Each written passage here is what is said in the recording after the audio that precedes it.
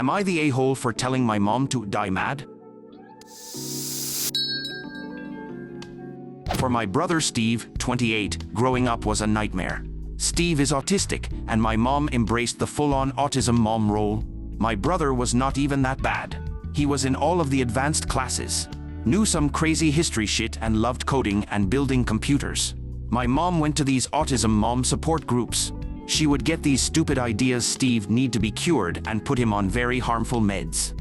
So when Steve received his scholarship, Steve ran and never spoke to mom again. He actually cut off most of the family, including my grandma, who was worse than my mom, and she would bully Steve. I remember him as my cool big brother, so he reached out when I turned 18, and we have been close ever since. Steve got married in May. It was a small wedding, and I was the best man.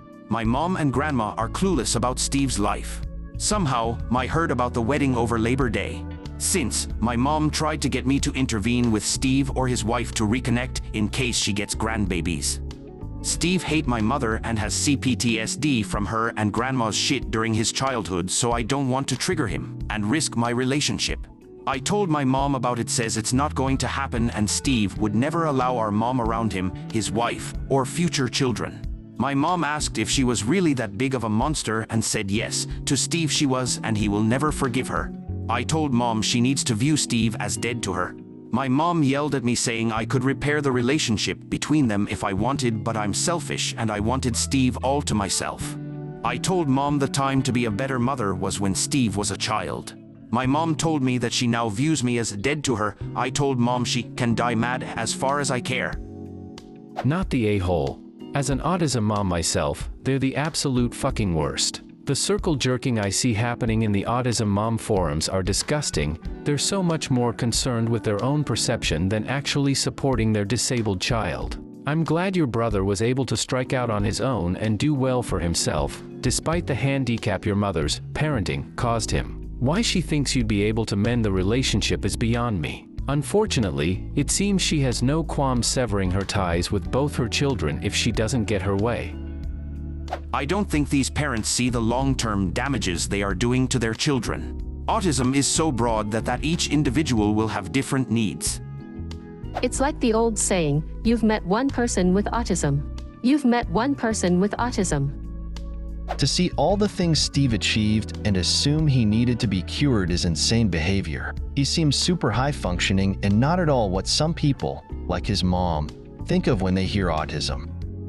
I will never understand the logic of, well, you have to forgive me and let me back into your life because grandma has a right to know her grandbabies.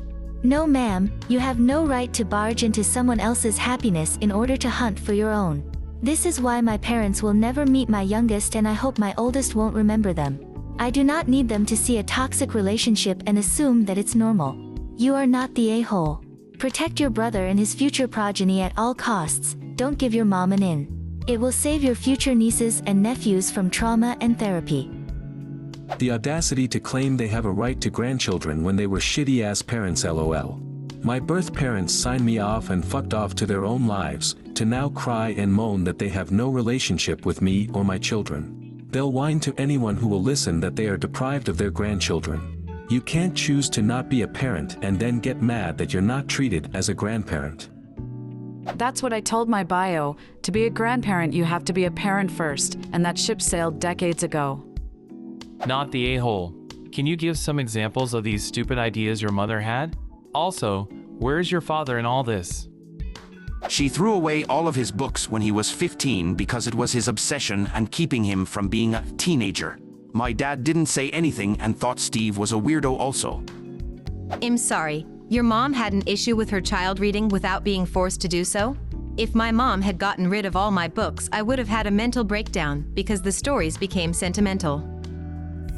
Am I the a-hole for focusing on my son instead of my daughter? I, 41 male, am married to my wife Lisa, 45 female. We have 2 kids, Jenny and George, fake names, 16 and 14. Yesterday, I had a work conference almost 4 hours away, and apparently missed a large fight. When I got home, there was a very large dent in the roof of my wife's car. I asked what happened, and I was told that George's metal hit it, so he had been grounded. I was confused, because George thinks of his medals like his babies, and so turned to him to ask what happened. Lisa told me to let Ginny speak first, since she wasn't the one who dented the car. I disagreed and asked George to explain. George told me that it was Ginny who threw his medal out of the window, and Ginny shouted that there was context. George also started shouting that no amount of context made things better, and she didn't get to touch all his things. I told them both to go to their rooms, so I could talk to Lisa. George was still mad, saying that Lisa had only asked Ginny what happened, but went to his room. Lisa told me that Ginny went into George's room, looking to borrow his headphones. George did not want to give Ginny his headphones, but agreed. Then Ginny asked where they were, at which point George called her a bunch of rude names and told her she could look for them herself. Ginny proceeded to do that, and found a drawer of his medals, and then decided to tease him by dangling them out of the window. But when George tried to stop her, it fell out. I asked why Ginny had not also been grounded, and Lisa argued that it was his stuff, and he was responsible for it.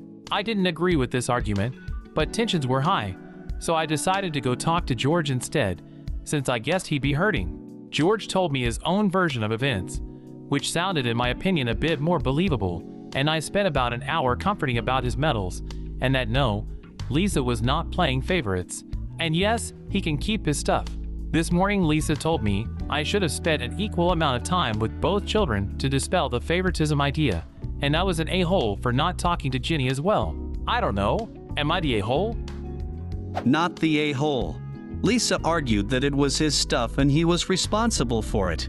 So, according to your wife Lisa's logic, if you were to take one of her high-heeled shoes and use it to smash all the windows in the house, or scratch the paint on the car, then all the damage would be her responsibility, because it was her shoe that caused the damage?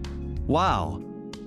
Yeah, I'm not getting her supposed logic. It's not like he was careless with his stuff. She literally went into a drawer with his medals and hung it out the window. Sounds like your wife has a golden child who can do no wrong. Lisa told me to let Ginny speak first, since she wasn't the one who dented the car. George was still mad, saying Lisa had only asked Ginny what happened. Dear Lisa, someday, you and your golden child will be stuck alone together, and you'll deserve each other. Looks like Lisa's already setting the stage for that future. Hope Ginny learns that actions have consequences before it's too late. Favoritism never ends well for anyone involved. Everyone sucks here. Ginny shouldn't be in George's room and touching his stuff, and definitely not throwing stuff out the window. Your wife definitely is showing favoritism to your daughter. You either don't see your wife's favoritism or straight up lying about it existing. Also going to knock you for not talking to Ginny about what happened. If you want the whole story, you need to talk to everyone, because the truth will always lie somewhere amidst the different point of views. You only had the wife's skewed second-hand version of Jenny's and George's. You should have gotten Jenny's first-hand account. Presumably he didn't talk to Jenny as his wife already had, so he sent both kids to their rooms so he could ask his wife what Jenny had said and why George was grounded. The wife's version of Jenny's story is no substitute for talking to Jenny. And that's a problem. Lisa's story is not what happened. Lisa wasn't there. He needed to hear Jenny's side from Jenny, not Lisa, who could have fudged details to make her favorite child look better. Neither of you bothered to hear out both children. It seems like both of you have a clear favorite. Everyone sucks here. So you don't trust your wife to arbitrate disputes and hand out punishments? From what you wrote, Lisa took Jenny's side completely and faulted George for the fight, while you took George's side completely and faulted Jenny for the fight. You want to know if you are the AH for only talking to one of the participants? Which it seems, according to what you wrote, that Lisa had done. Jenny and George had a fight that caused damage to property. You got bigger issues at hand than who spent more time with whom. Everyone sucks here. And mom sides with daughter blindly. And dad sides with son blindly. Both parents have favorites and undermine each other in front of the kids. Yes. Everyone sucks here. What do you think of these stories? Leave a comment and subscribe to the channel to see more interesting videos.